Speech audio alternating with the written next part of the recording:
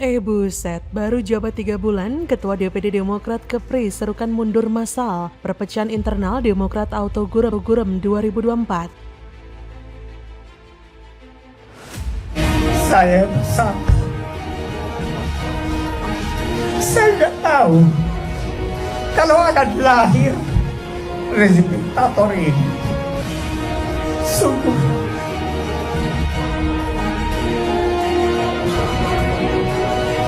malu saya. Saya malu.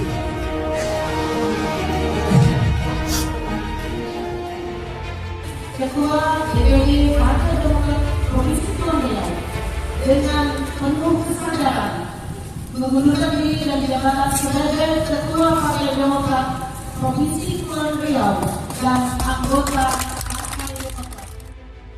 Ketua DPD Partai Demokrat Kepulauan Riau, Kepri, Asnah, menyatakan akan mengundurkan diri. Padahal, ia baru saja menjabat selama 3 bulan sejak pelantikan. Hal ini diketahui dari pesan berantai yang turut mengajak seluruh simpatisan Demokrat dari Organisasi Persaudaraan Pemuda Tempatan atau PERPAT agar melakukan tindakan mundur massal dari partai politik yang saat ini dipimpin oleh Agus Harimurti Yudhoyono, AHY. Saat dikonfirmasi, Asnah selaku Ketua DPD Demokrat Kepri membenarkan adanya informasi tersebut. Tidak hanya itu, sesuai dengan isi pesan berantai, pihak Dewan Pendiri PERPAT juga meminta agar seluruh simpatisan membawa ornamen Partai Demokrat. Nantinya, pihak Asnah mengaku akan melakukan pelepasan ornamen Partai Demokrat sebagai simbolis bahwa pihaknya dengan tegas ingin keluar dari partai tersebut. Walau demikian, Asnah mengaku belum dapat memberikan keterangan lebih lanjut mengenai alasannya mundur dari Demokrat. Asnah hanya menyebutkan keinginan mengundurkan diri dari Demokrat karena beberapa faktor yang nantinya akan dijelaskan secara detail di kediamannya. Mengenai keterlibatan para pengurus organisasi PERPAT, Asnah menegaskan bahwa saat mendaftar sebagai anggota Demokrat, maka seluruh pengurus hingga anggota PERPAT secara otomatis juga terdaftar sebagai anggota dari partai yang dibentuk oleh SBY tersebut. Maka dari itu, jika dia keluar dari PERPAT, secara otomatis juga akan keluar dari Demokrat. Selain Asnah, sekitar 60% pengurus DPD Demokrat Kepri juga menyatakan mundur. Hal itu dibuktikan dengan ikut melepas atribut dan meletakkannya di keranjang yang telah disiapkan oleh pengurus. Bila secara terbuka kader di banyak daerah berani hengkang dari Demokrat, saya menduga sebagian besar simpatisan partai ini akan berpikir ulang untuk nyoblos lagi di pemilu 2024. Lantaran partai masih menampung koruptor dan kader yang tertangkap nyabu bersama dengan seorang wanita. Bahkan Demokrat Kabupaten Sumedang terancam tak memiliki kursi di DPRD pada Pileg 2024 nanti. Itu karena pasca musyawarah cabang Partai Demokrat serentak se-Jawa Barat yang digelar pada 19-20 Mei 2022 lalu menyisakan kekecewaan yang mendalam bagi para pengurus pimpinan anak cabang atau PAC. Bahkan 9 PAC dari 26 PAC Demokrat Sumedang juga menyatakan mundur dari kepengurusan partai berlambang logo Mercy itu. Iwan Setiawan, caleg Demokrat tahun 2019 silam, yang katanya sebagai pengurus Demokrat Sumedang, namun belum diberikan SK sampai sekarang juga menambahkan 9 PAC sudah menyatakan mundur dari kepengurusan dan keanggotaan Partai Demokrat. Teman-teman sudah melihat surat pengunduran diri saya, insya Allah besok akan kita teruskan ke DPP Pusat Jakarta, dan saya mengimbau kepada seluruh kader, teman-teman semua, tinggal kami orang-orang PERPAT semua untuk tetap tenang dan kita konsolidasi saja. Kemana kita berlabuh nantinya kita tunggu saja. Saya sebenarnya kasihan sama Partai Demokrat. Usaha mereka untuk bertahan pada posisi puncak klasemen partai di Indonesia gagal total. Bahkan mereka terancam ditendang dari klasemen ketika dalam pemilu tahun 2019 lalu. Saya mau memberi sedikit saran pada Partai Demokrat. Gaji deh konsultan komunikasi yang benar. Demokrat kan kaya, masalah anggaran pasti tidak bermasalah. Hal itu menambah keburukan bagi Demokrat Sumedang yang sebentar lagi akan verifikasi parpol di KPU Sumedang. Apalagi pamor Demokrat di Sumedang sedang turun drastis dan menyisakan 2 kursi di DPRD. Lebih lanjut, Iwan mengatakan tidak menutup kemungkinan kalau situasi ini tidak bisa ditangani akan berbuah pengunduran diri secara masif, baik dari kader ataupun mantan-mantan caleg seperti dirinya. Sebab melihat situasi internal partai yang tidak kondusif, bahkan ada yang memprediksi jika situasi ini berkelanjutan, Demokrat Kabupaten Sumedang akan kehilangan kursi legislatif di pemilu mendatang. Melihat rendahnya kualitas kabinet AHY, terutama masih banyaknya permasalahan di internal partai, maka dengan mudah kita bisa menebak akan seperti apa kinerja mereka 5 tahun ke depan. Yang pasti, sesuatu yang berkualitas abal-abal akan membuahkan hasil berkualitas abal-abal pula. Salah satunya adalah Demokrat yang kemungkinan besar akan nyungsep pada pemilu 2024 nanti. Bagaimana menurut Anda?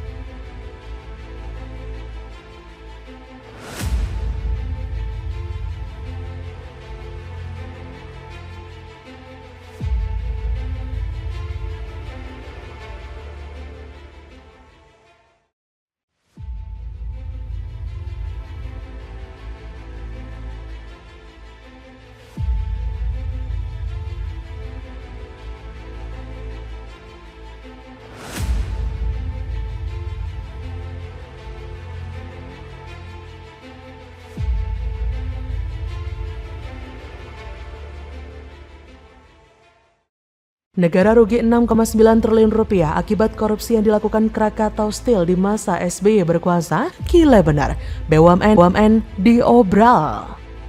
Saat ini Kejaksaan sedang fokus dalam penanganan beberapa penyidikan perkara tindak pidana korupsi. Salah satunya yaitu perkara dugaan tindak pidana korupsi pada proyek pembangunan pabrik Bespur Komplek atau disingkat dari BFC oleh PT Krakatau Steel pada tahun 2011. Kasus posisi perkara ini pada tahun 2007 PT Krakatau Steel PT KS menyetujui pengadaan pembangunan pabrik Bespur Komplek dengan kontraktor pemenang adalah MCC Seri Konsorsium dan PT Krakatau Engineering. Krakatau Engineering ini adalah anak perusahaan dari PT Krakatau. Penyidik melakukan penggeledahan dari kemarin siang sampai dengan pukul 3 dini hari ini di satu lokasi. Jadi lokasinya di komplek kantor pusat PT Krakatau Steel, tapi di lokasi tersebut selama sekitar 12 jam penyidik menyisir 6 ruangan. Ada data barang bukti elektronik yang kami sita dari lokasi tersebut. Seperti dilansir dari Terkini ID, Kejagung telah mengusut dugaan kasus korupsi pada proyek pembangunan pabrik Blast Furnace Complex BFC oleh PT Krakatau Steel pada 2011 silam. Kasus korupsi tersebut menyebabkan negara rugi hingga 6,9 triliun rupiah. Hal ini pun disampaikan oleh Jaksa Agung ST Burhanuddin. Kata Burhanuddin dalam rilis video press conference-nya pada Senin 18 Juli, diduga kerugian keuangan negara yang timbul sebesar 6,9 triliun sesuai dengan pembiayaan yang dikeluarkan oleh konsorsium Himbara. Kasus dugaan korupsi ini berawal ketika perusahaan industri baja yang pertama di Indonesia, Krakatau Steel, melaksanakan proyek pembangunan pabrik tersebut pada 2011 hingga 2019. Pabrik tersebut nantinya akan memproduksi besi cair memanfaatkan bahan bakar batu bara. Menurut berita yang dilansir dari Berita 1, Direksi PT Krakatau Steel pada 2007 menyetujui pembangunan pabrik BFC dengan bahan bakar batu bara berkapasitas 1,2 juta ton per tahun. Awalnya, nilai kontrak pembangunan pabrik yang dilaksanakan dengan sistem terima jadi tersebut sekitar 4,7 triliun. Namun pada akhirnya terungkap bahwa angka tersebut membengkak menjadi 6,9 triliun. Dari dugaan kasus tersebut, Kejagung telah menetapkan 5 orang tersangka.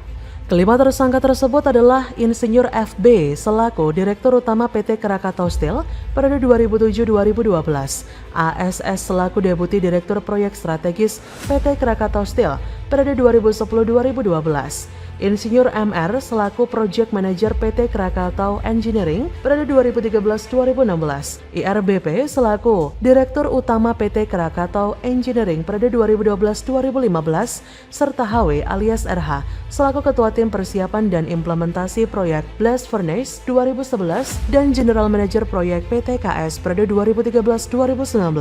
Para tersangka itu dijerat dengan Pasal 2 Ayat 1 Co. Pasal 18 Undang-Undang Pemberantasan Tindak Pidana Korupsi.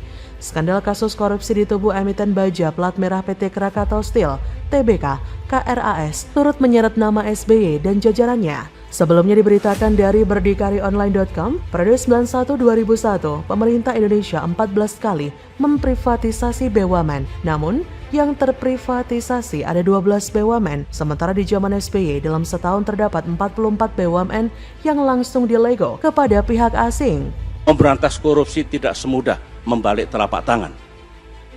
Tetapi gerakan pemberantasan korupsi tidak boleh terhenti, tidak boleh melemah, tidak boleh kendor, apalagi kemudian dibatasi oleh entah undang-undang, oleh struktur, ataupun campur tangan pihak kekuasaan. Saya harus sampaikan itu.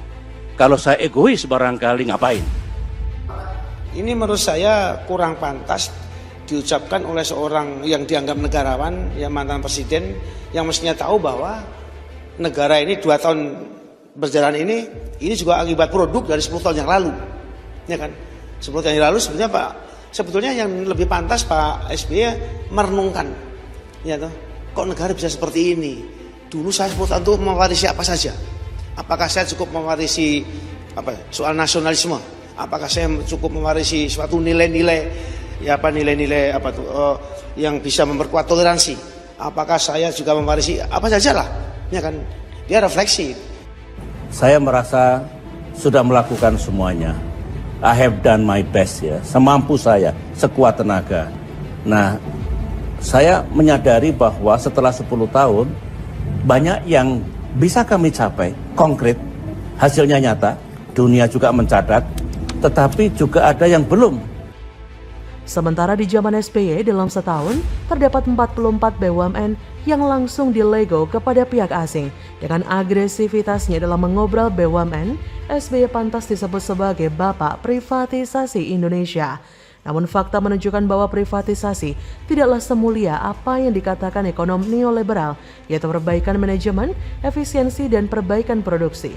Sebaliknya, privatisasi hanya menjadi mekanisme transfer kekayaan dari tangan publik kepada segelintir swasta, juga sebagai skema penghancuran ekonomi nasional yang potensial oleh negeri-negeri imperialis. Lebih jauh, kebijakan privatisasi punya motif dan tujuan yang selaras dengan misi kolonialisme di masa lalu. Pertama, privatisasi menghilangkan kontrol atau monopoli negara terhadap produksi barang dan jasa. Kedua, privatisasi menghilangkan akumulasi ekonomi nasional yang menguntungkan, khususnya pendapatan dari aktivitas BUMN. Akibatnya, negara semakin bergantung kepada pajak dan utang.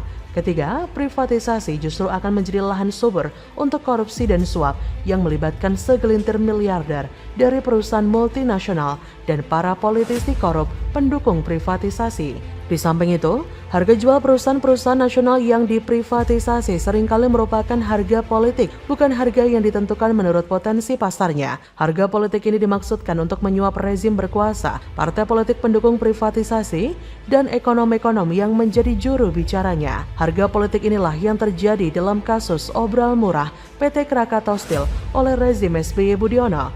Meskipun negara jelas-jelas dirugikan, namun mereka selalu berusaha bersembunyi di balik argumen dangkal dan irasional. Jangan berharap cerita sukses terkait privatisasi, pengalaman privatisasi di berbagai belahan dunia justru menceritakan kenyataan pahit seperti PHK massal, penurunan upah, kenaikan harga kebutuhan masyarakat secara drastis, pembengkakan utang luar negeri, terbengkalainya infrastruktur dan layanan publik, dan lain sebagainya. Jika di saat pemilihan SBY menolak disebut neoliberal, maka penjualan Krakatau Steel sekarang merupakan bukti jika SBY memang neoliberalis tulen. Kita menyaksikan betapa aset nasional kita diobral sampai habis oleh SBY di masanya, dibiarkan terus-menerus, menjadikan keuntungan sebagian elit yang kong kali kong dengan seenaknya menggerogoti BUMN kita. Dan hal itu benar terbukti kan? Kejahatan penggerogotan uang negara yang notabene milik rakyat telah kian terbuka modus dan pelakunya. Praktik itu bukan lagi cerita pepesan kosong atau sekedar bau busuk yang tak ketahuan asal-usulnya. Kondisi seperti itu menunjukkan jika pemerintahan SBY bukan saja masih jauh dari keberhasilan memberantas korupsi, melainkan justru korupsi semakin tampak dilakukan secara berjamaah dan merata di seluruh Indonesia di masanya. Dan pihak-pihak yang secara kelembagaan berada langsung di bawah kendali presiden justru menjadi bagian dari aktor pelanggeng korupsi. Jadi bagaimana menurut Anda?